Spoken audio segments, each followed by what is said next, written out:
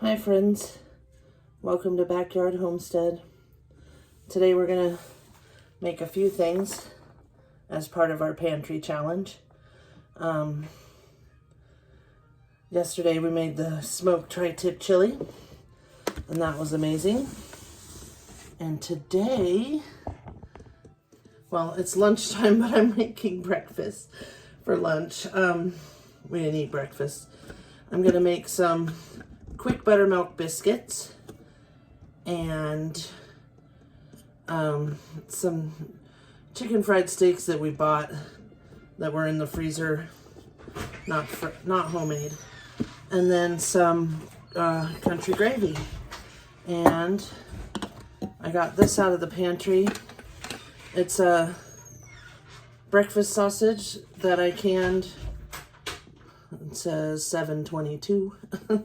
So we're going to use that up and put it in our gravy.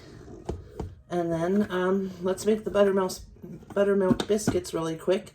It's a quick and easy recipe. I think you'll like it. They taste great. But to start with, it calls for self-rising flour. And I don't have any of that. I've just got the unbleached all-purpose organic flour. So we're going to just use this and make it a self-rising flour. And it's super, super simple. So I'll show you. I'm going to get this strainer just so we can, let me get a bowl too, just so we can sift the flour in it. All right, so to make self-rising flour, let me get a cup of flour here first. So the biscuit recipe calls for 2 cups, so we're going to make 2 cups. Let me get my little leveler. Where is it? Okay, so 2 cups of flour.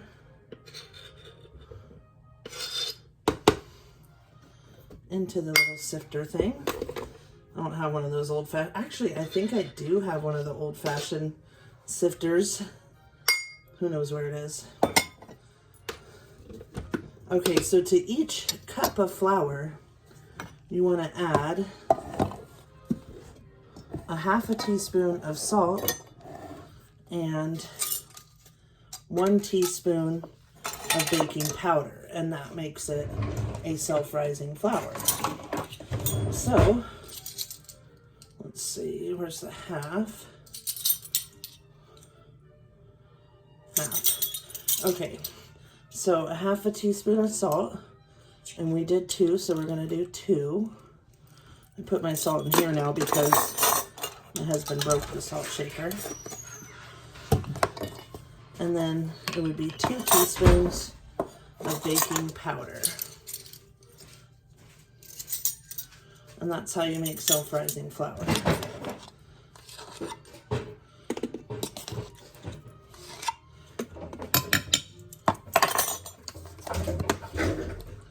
All right, into the sifter. And we'll sift it all. Hopefully. Never actually used this thing as a sifter. Oh, there it goes. Then we can move the flour out of the way. One good thing about sifting it, you get all those, you can push all the little chunks through. Okay, so there's our 2 cups of self-rising flour that we made. Let's move this out of the way.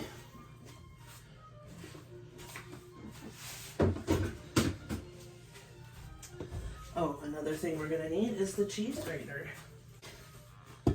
So it calls for frozen butter that you grate with the cheese grater. So let me go get some butter out of the freezer. Be right back. All right, this butter is frozen hard.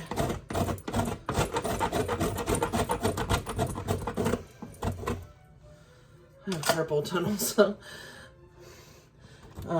if I didn't lose my attachment to my KitchenAid food processor, I could actually do that put it in there. So yes, this takes a couple minutes, but I think it's worth it because the butter mixes in real nice. So we'll be right back. All right, we've got our butter all grated. Oh, and it sticks to the grater big time. Look at that. Most of the butter is just sticking. Okay, last time I did it, I think it did do this. What a mess. I wish I had my attachment, but look at that. We got a whole plate of grated butter, and it is sticky, friends. Very sticky. Kind of a mess. But this is what the recipe calls for. And I have made these one other time and they were great. So we're gonna do it. Okay. Let's set that aside. Let me wash my hands.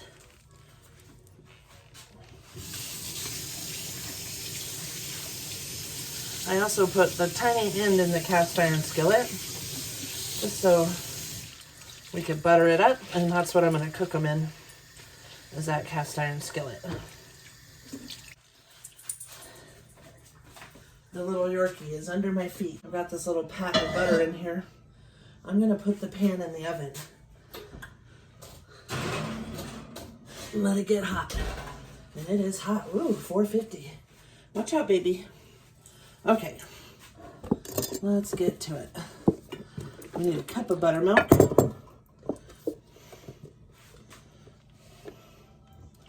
Oh, we're also gonna need, ooh, that's not quite a cup. Well,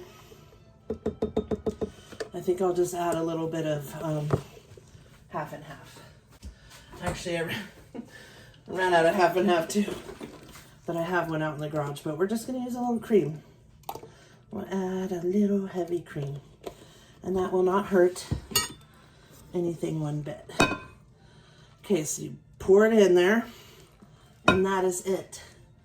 Simple. Simple, simple. Let's get a spoon. And that's all it is to making the buttermilk biscuits. I mean, sure, there's other recipes, but this one's so easy.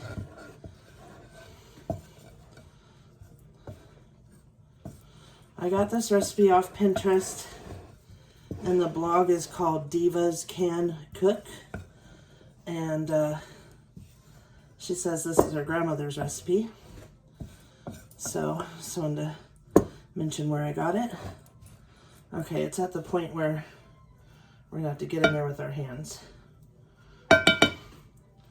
So let me grab that flour and make room here.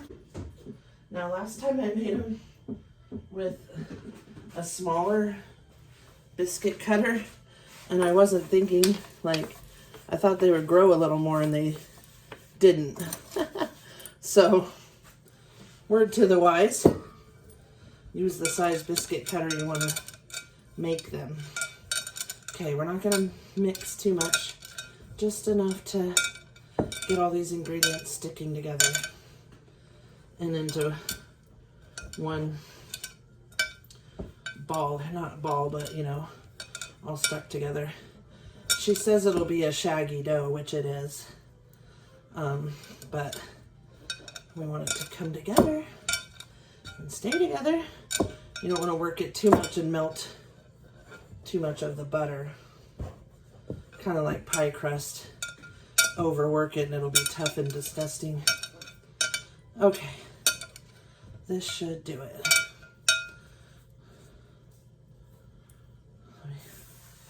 Flour. Okay.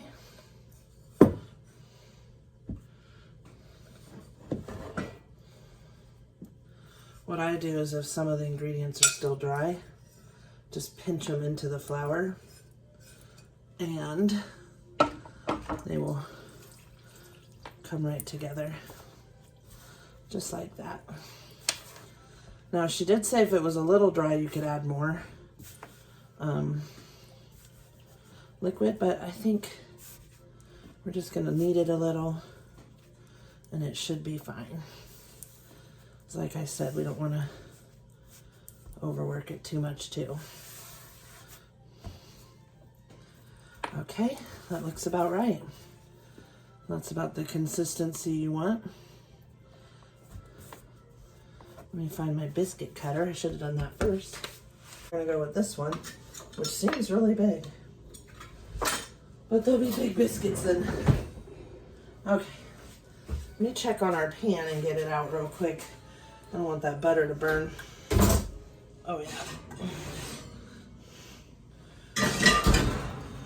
So we just wanted the butter enough to melt and coat the pan. Perfecto. Okay, set that there. Okay, so she says to push it down to about 1 inch. That was another thing. As I started using more of the dough, they got thinner. So I'm gonna try to keep these 1 inch this time. And this is a big cutter. The other one was too small. This one's kind of big. Oh, that's gonna be a huge biscuit. She also said, do not twist or it seals your biscuits and then they don't rise. These are gonna be big. So I'm not going to put them in the pan yet. I don't want them to cook yet.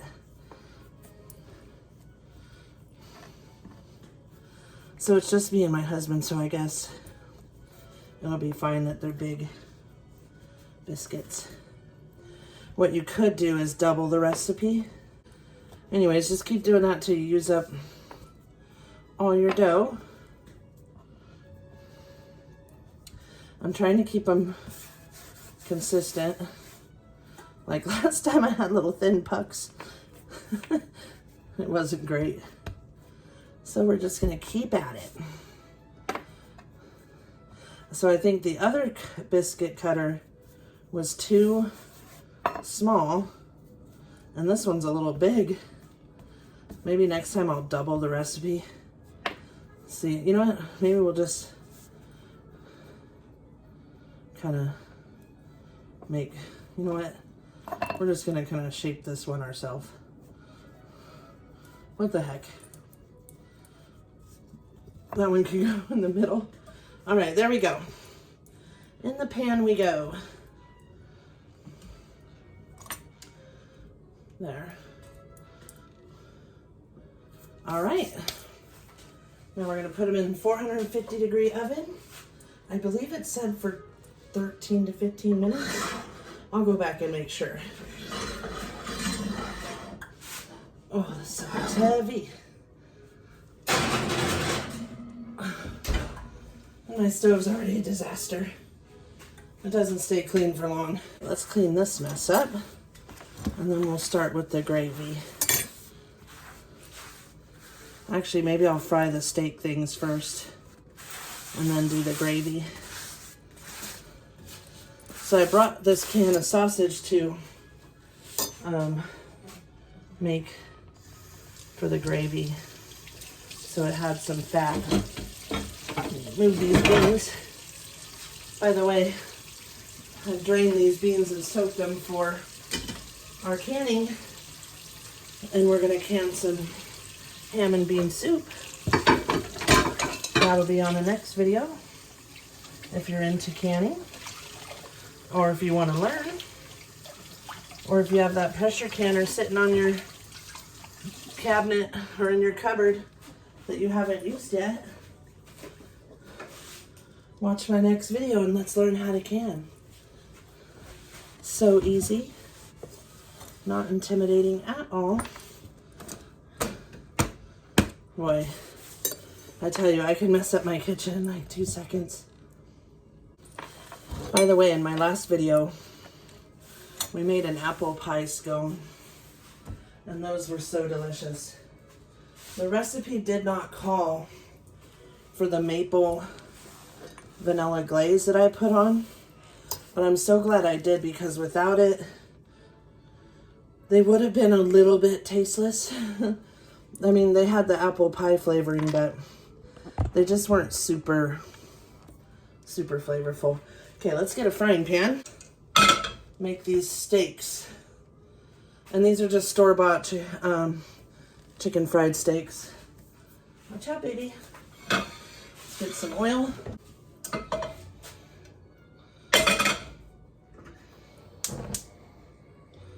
Turn them to medium.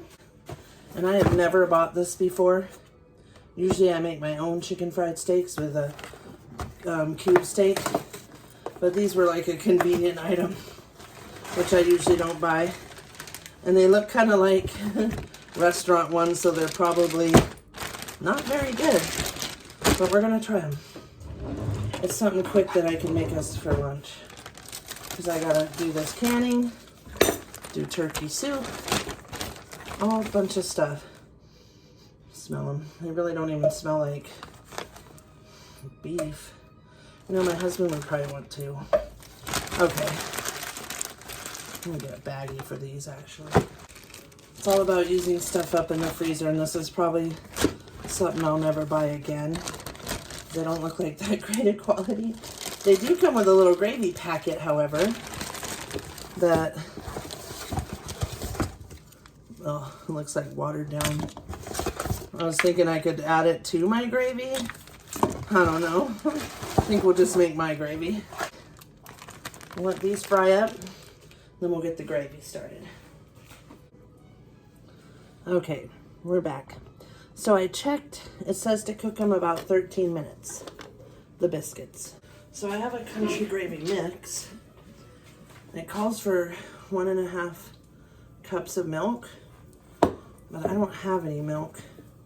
So let me go grab the half and half. Be right back. All right. Oh, they're looking great. They got a few more minutes. Okay, so this mix I made myself, and I think it has flour and cornstarch in it. 3 to 4 tablespoons to 1.5 cup of milk. And it has pepper in it, but I always add more. I can link the recipe to this in the bottom, or just put the recipe in the bottom. Okay, so it says 3 to 4 tablespoons, and we want to make at least a double batch.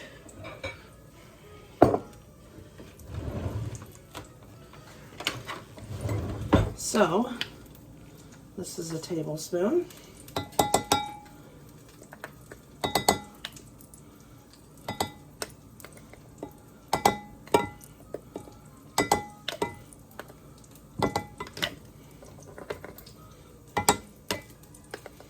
Okay, there's 8. And that would be 3 cups of milk. That should be plenty. Okay. And then since we only have half and half, we will just add a little bit of water to it. Let me set this aside. Show you guys where my things go. See? I've got sugar, brown gravy mix, my baking soda, and flour and stuff can fit in there, but I have it in the other thing. And then my other Dutch oven goes there. And other stuff, and my vanilla, so it makes it handy for cooking. I just reach down here and grab it. Excuse the rest of my messy house. Okay, we're gonna need 3 cups of milk, right? Yes, 1.5 cups and 1.5 cups. But we're gonna add a little water because this is half and half. Flip these gross looking steaks over. I'm pretty sure that we're not gonna like these, but the gravy and biscuits will be good. I don't have any cube steak. That's something I wouldn't mind having to keep in the freezer, because I do like to make lots of I mean, we used to love to make chicken fried steak. So we need 3. I'm just gonna do cups, a little less than 2, and then we'll put the rest water. And that is how you make milk. That's the thing about cooking. You can always improvise and change or make your own, just like we did with the self-rising flour.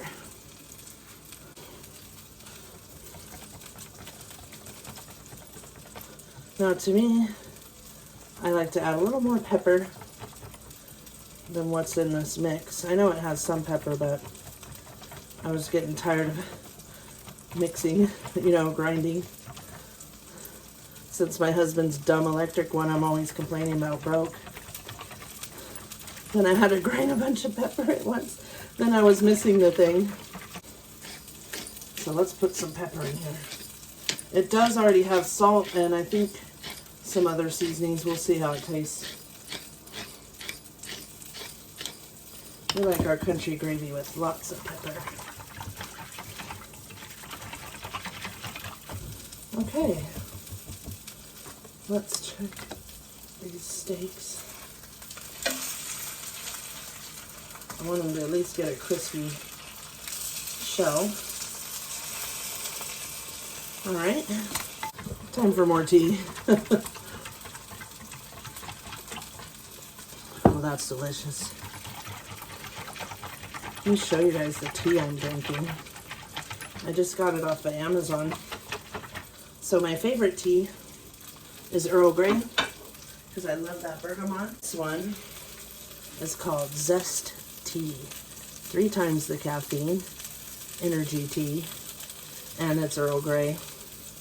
So good. A little bit of honey. Hey, when you get to my age, you need caffeine. Okay, these look crispy. Let me check these biscuits. Pretty sure they're done.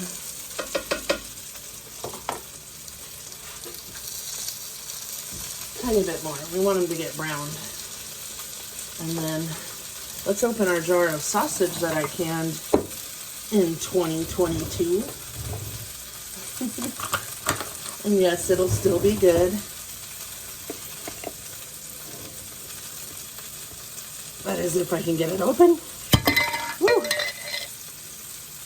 Smells like breakfast sausage.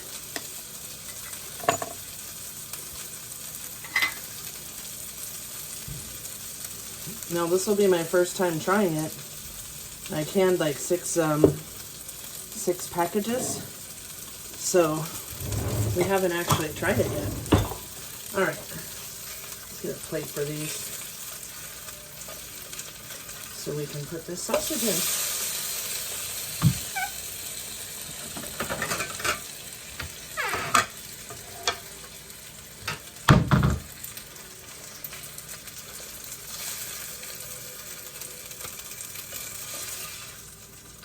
I'm not expecting these to be great, but the sausage and the gravy I'm hoping will be. We're gonna need a spoon.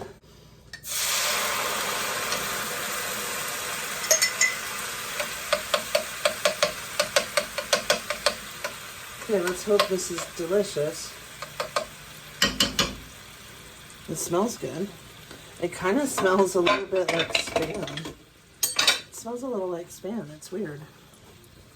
Okay, I'm going to fry it up first before we add the gravy. And maybe I should even taste it. No, we're just going to go with it. If it's gross, then I know never to can breakfast sausage again. Let's let it get rid of some of this liquid.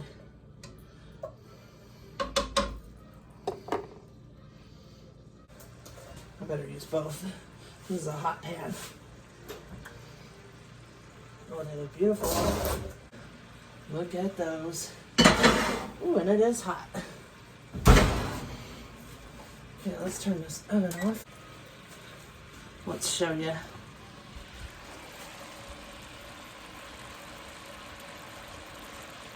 A little different sizes. That's me not rolling them out perfectly. There we go. Okay, so part of this pantry challenge is using up stuff you have. So that's what we're doing. Ooh, it does smell like breakfast sausage. It just has a lot of liquid. I know it's not all fat. I'm trying to think if I added liquid or just the sausage. I think just the sausage. Yeah. I did taco meat and sausage when I did this. And I use my electric pressure canner, not the stovetop one. That was before I got the stovetop one. Okay, I think we are ready. Let's pour our gravy in. Make sure you get every bit. There's some that's settled. I should have mixed it before putting it in again. Oh well, it'll be fine. I swear I make so many dishes.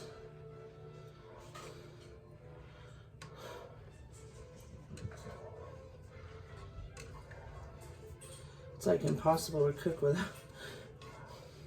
That's the only thing about making things from scratch is you are going to use more dishes, but the flavor is so much better than store-bought. But I have used the packets of country gravy and they're good too. And I have used the frozen biscuits and fresh biscuits in a roll thing. All right, let's give it a taste.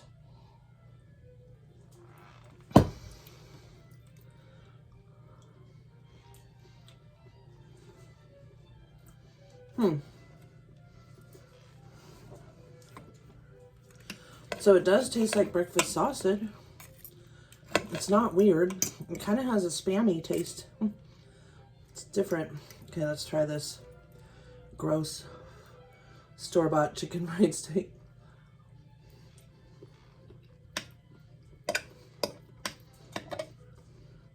That is definitely not very good. We definitely won't buy that again. Oh yeah, gross.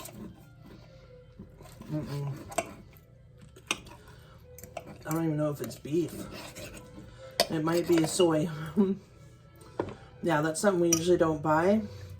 That was my first time buying it. First and last, friends. We don't usually eat that. But the biscuit and the gravy's not bad.